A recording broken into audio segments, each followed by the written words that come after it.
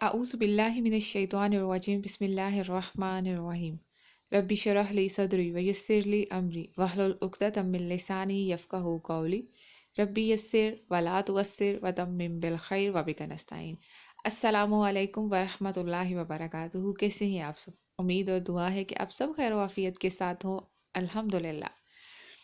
آج انشاءاللہ ہم اپنا نیکسٹ چیپٹر کا سٹارٹ کر رہے ہیں، وہ ہے الناقص توصیفی۔ تو اس میں ہم کیا پڑھیں گے؟ مرکب ناقص توصیفی، دوسرا مرکب ہم سٹڈی کر رہے ہیں، دوسرا کمپاؤنڈ سٹڈی کر رہے ہیں۔ اس سے پہلے کی کلاس میں ہم مرکب ناقص اشاری سٹڈی کر چکے ہیں، بہت آسان اس کی پہچان ہے۔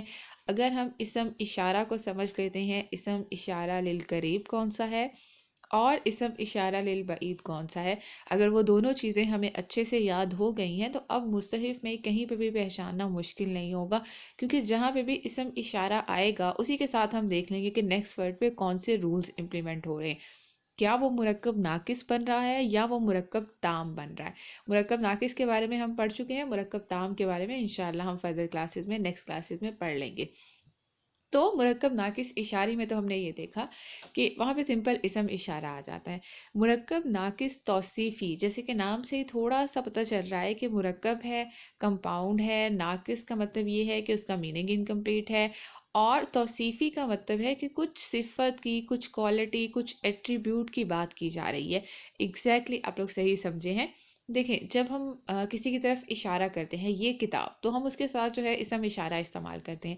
اگر ہم نے یہ کہنا ہو اچھی کتاب، تو اس کے لیے جو الفاظ استعمال ہوتے ہیں وہ مختلف ہوتے ہیں۔ اچھی کتاب، تو اچھی کتاب کا مطلب ہے ہم کتاب کی کوئی کوالٹی بیان کر رہے ہیں، یا ہم کہیں پرانا قلم، تو پرانا قلم مینس ہم اس کی کوئی کوالٹی بیان کر رہے ہیں۔ تو اردو زبان کے اندر یا انگلش میں جو ہے وہ ہم کوالٹی جب بات کرتے ہیں، اٹ مینس کہ وہ پازیٹیو کانوٹیشن میں آتی ہے۔ یا ہم کسی کی صفت بیان کرتے ہیں، تو کسی کی صفات بیان کرتے ہیں تو وہ لگتا ہے کہ وہ ساری کی ساری پازیٹیو کانوٹیشن میں آئیں گی۔ عربی زبان کے اندر اچھائی یا برائی دونوں کو جب بھی بیان کیا جاتا ہے، جملے کے اندر جب بھی استعمال کیا جاتا ہے، کسی مرکب میں لایا جاتا ہے، تو وہاں پہ اس کو صفت بولا جاتا ہے۔ اسی سے اس کا نام المرکب الناقص التوصیفی ہے۔ تو کمپلیٹ اس ٹرم کو ہم نے سمجھ لیا، مرکب کیوں ہے؟ کیونکہ کمپاؤنڈ ہے، دو یا دو سے زیادہ کا کمبینیشن ہو سکتا ہے۔ اسی کے ساتھ ساتھ ناقص کیوں ہے؟ کیونکہ اس میں میننگ کمپلیٹ نہیں ہے۔ اور توصیفی کیسے بنا ہے؟ کیونکہ اس میں صفت ہوتی ہے، کسی کی کوئی کوالٹی، کسی کا کوئی ایٹریبیوٹ، کسی کی کوئی کریکٹرسٹک جو ہے وہ بیان کی جاتی ہے۔ تو اس کو آج سمجھتے ہیں۔ صفت کو تو ہم نے سمجھ لیا کہ وہ دو طرح سے ہوتی ہے، اچھائی کے پہلو میں بھی آ سکتی ہے اور برائی کے پہلو میں بھی، مین پازیٹیو اور نیگیٹو دونوں کونوٹیشن میں آ سکتی ہے۔ مرکب ناقص توصیفی کے بھی دو حصے ہوتے ہیں، جیسے ہم پہلے دیکھ چکے ہیں کہ مرکب ناقص اشاری میں دو حصے ہوتے ہیں، اور آگے بھی جتنے ہم مرکبات کو اسٹڈی کرتے جائیں گے ان سب میں دو ہی اس کے پارٹس ہوں گے، باقی انشاءاللہ پھر فردر ہمیں سمجھ آنا شروع ہو جاتا ہے۔ اگر ہم دو کے اوپر امپلیمنٹ کر لیتے ہیں تو پھر باقی سارے اس کی جو کس طرح سے لنک بن رہا ہے وہ بھی ہمیں سمجھ آ جاتا ہے۔ تو اس کے دو حصے ہوتے ہیں۔ دو حصے کیسے؟ ایک تو کوئی ناؤن چاہیے ہے، جیسے ہم بات کرتے ہیں ناؤن ہے اور اس کے ساتھ کیا چاہیے ہوتا ہے؟ ایڈجیکٹو۔ ایک ناؤن ہے جس کے بارے میں ہم بتا رہے ہیں، جیسے ہم نے کہا اچھی کتاب، تو اٹ مینس اگر ہم اس کو انگلش میں ٹرانسلیٹ کرتے ہیں تو ہم کہتے ہیں گڈ بک۔ گڈ میں، گڈ بک کے اندر بک جو ہے وہ ناؤن ہے، اور جو اس کے گڈ جو کہ کوالٹی بیان کی جا رہی ہے، اٹ مینس کہ وہ اس کی ایڈجیکٹو وہاں پہ بیان کیا جا رہا ہے۔ تو اسی طرح سے عربی زبان کے اندر بھی، اردو میں بھی ایسے ہی ہوتا ہے، اور عربی زبان کے اندر بھی دو ورڈز کا کمبینیشن ہوتا ہے، جس میں سے ایک کلیئرلی مینشن ہوتا ہے کہ یہ کوئی کوالٹی، کوئی ایٹریبیوٹ، کوئی کریکٹرسٹک جو ہے وہ ہے، تو وہ اچھے سے سمجھ آ جاتا ہے۔ دوسرا اس کے ساتھ ایک پراپر اسم ہوتا ہے، ایک ناؤن ہوتا ہے، ایک کمپلیٹ جو ہے وہ ناؤن ہوتا ہے جس کے ساتھ اس کو بیان کیا جاتا ہے۔ تو دو الفاظ کا کمبینیشن کیسے ہوا؟ پہلا جو کہ صفت ہوتی ہے، جو کہ کوئی کوالٹی ہوتی ہے، کوئی ایٹریبیوٹ ہوتا ہے، اس کو بولتے ہیں صفت، اس کو تو ایز اٹ از صفت ہی لکھ دیتے ہیں۔ بٹ اس کے ساتھ جو ناؤن آ رہا ہوتا ہے اس کو بولا جاتا ہے موصوف۔ تو موصوف کا لفظ تو ہم اردو میں بھی بہت بولتے ہیں نا، تو جو لوگ اردو بولتے ہیں اور جو لوگ اس ورڈ کو استعمال کرتے ہیں وہ تو فوراً سے کلک کر کے، تو دو الفاظ کا کمبینیشن ہے، ایک ہوگا موصوف اور دوسری ہوگی صفت۔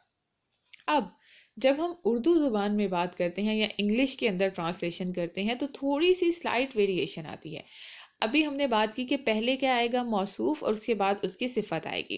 مرکب ناقص اشارے میں اس کے الٹ تھا، اس میں اسم اشارہ پہلے آ رہا تھا اور اس کے بعد جو ہے وہ بیان کیا جا رہا تھا کہ کس کی طرف اشارہ کیا جا رہا، تو اشارہ پہلے آ رہا تھا.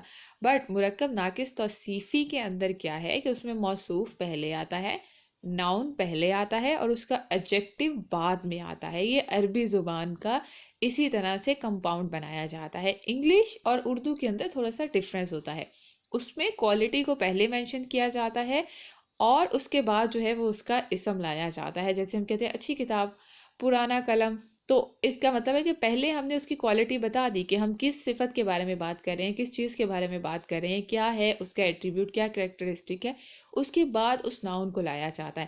لیکن عربی زبان کے اندر پہلے موصوف آتا ہے، پہلے ناؤن آتا ہے، اسم آتا ہے اور اس کے بعد اس کی صفت آتی ہے.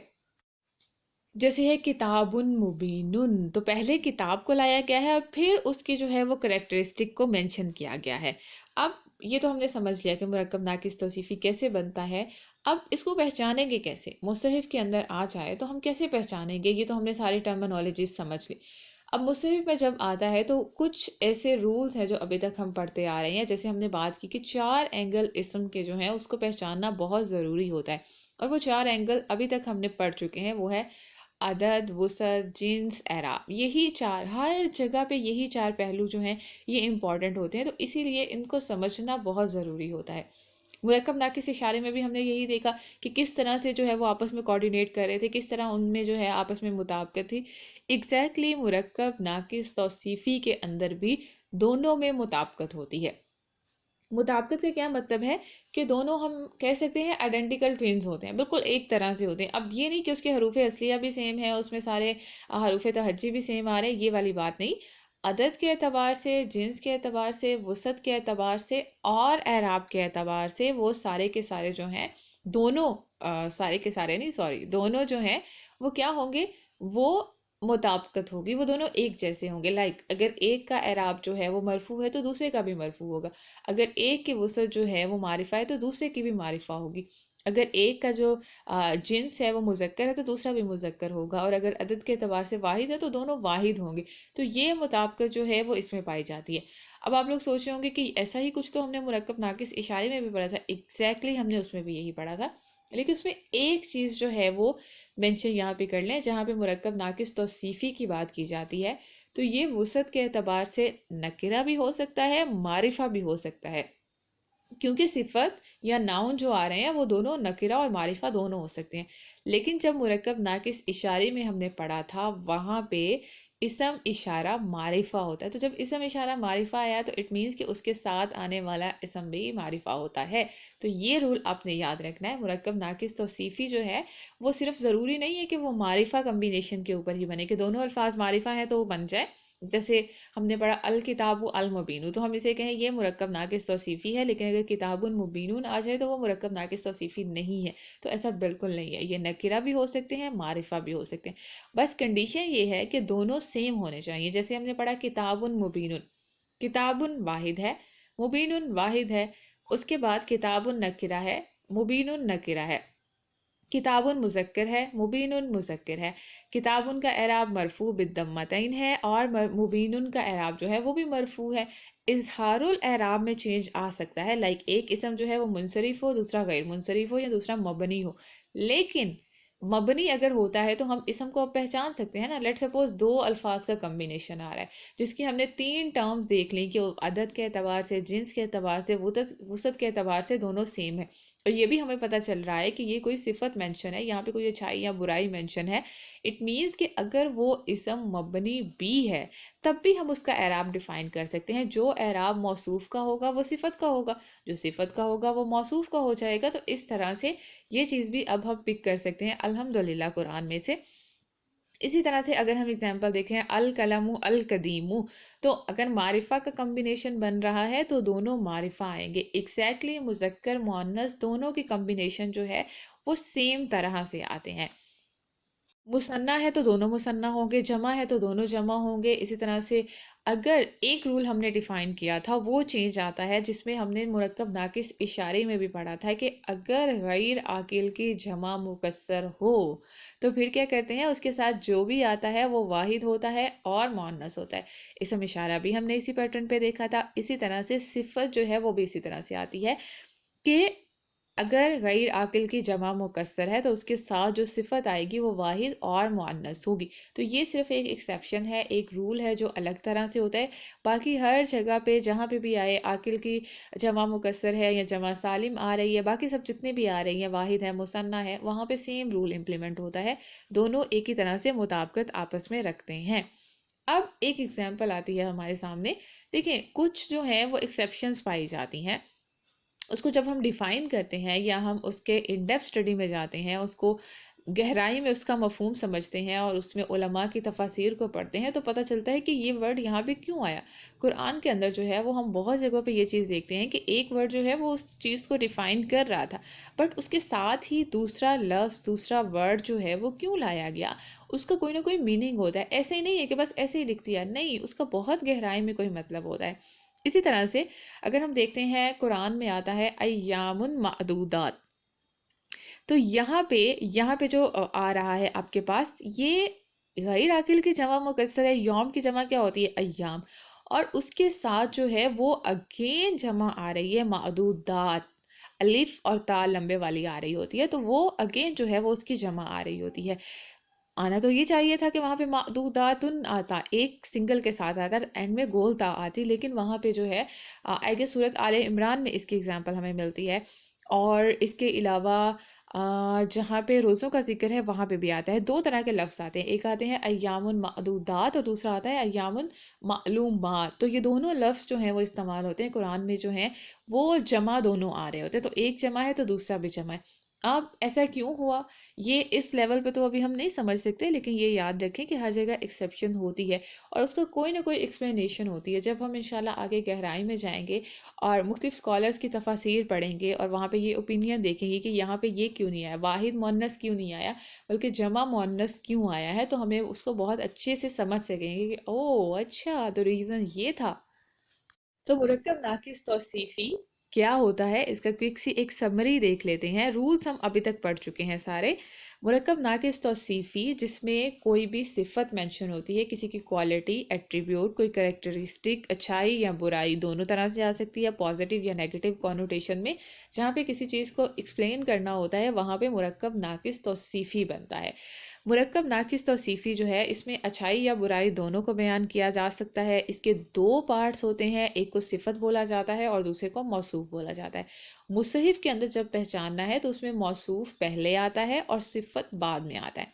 ट्रांसलेशन जिस भी ज़ुबान में होती है वो उसी ज़ुबान में हम उसको लिखते हैं, जिस तरह से वो सीक्वेंस होता है, जो भी रस्मुल ख़त होता है, उर्दू का जो भी है उसमें लिखेंगे। इंग्लिश को जैसे हम लिखते हैं वैसे ही लिखेंगे, लेकिन अरबी ज़ुबान के अंदर मौसूफ़ पहले आता है और सिफ़त बाद में आती है। मौसूफ़ और सिफ़त में मुताबिकत होती है। दोनों जो हैं वो अदद, जिन्स, वुसअत और एराब के एतबार से एक जैसे होते हैं। जो एक होगा वही दूसरा भी होगा। एक एक्सेप्शन आती है जहाँ पे गैर आकिल की जमा मुकस्सर है, तो वहाँ पे जो उसके साथ उसकी सिफ़त आएगी वो वाहिद और मुअन्नस होगी। आज हमने एक और मुरक्कब को कंप्लीट कर लिया। इंशाल्लाह नेक्स्ट जो है वो हम मुरक्कब नाक़िस इज़ाफ़ी को स्टडी करेंगे। ये सुनने में हमें बहुत आसान से लग रहे होते हैं, लेकिन इसको पिक करना जो है ना वो बहुत ट्रिकी काम होता है। तो आप लोग कोशिश करें, जैसे लास्ट टाइम भी आपको होमवर्क दिया गया था कि आप कुरान को, मुसहफ़ को खोल के उसमें से एटलीस्ट 10 एग्ज़ाम्पल्स जो हैं वो ऐसे ज़रूर तलाश करें, और जो आप तिलावत कर रहे होते हैं वहाँ पे कोशिश करें एंड में जब आप मुकम्मल कर लें तो देखें कि यहाँ पे कोई इस तरह का कोई लफ्ज़ तो इस्तेमाल नहीं हुआ जो हमने पढ़ा है, या कोई ऐसा मुरक्कब तो नहीं बन रहा है। इससे आपके जो है वो लर्निंग भी बहुत अच्छी होगी, और इसी के साथ-साथ जो है वो आपको कुरान को पढ़ने में मज़ीद मज़ा आने लगेगा, तिलावत में मज़ीद मज़ा आने लगेगा, और बहुत से अल्फ़ाज़ जो हैं वो आप ट्रांसलेशन के बगैर ही समझना शुरू हो जाएँगे।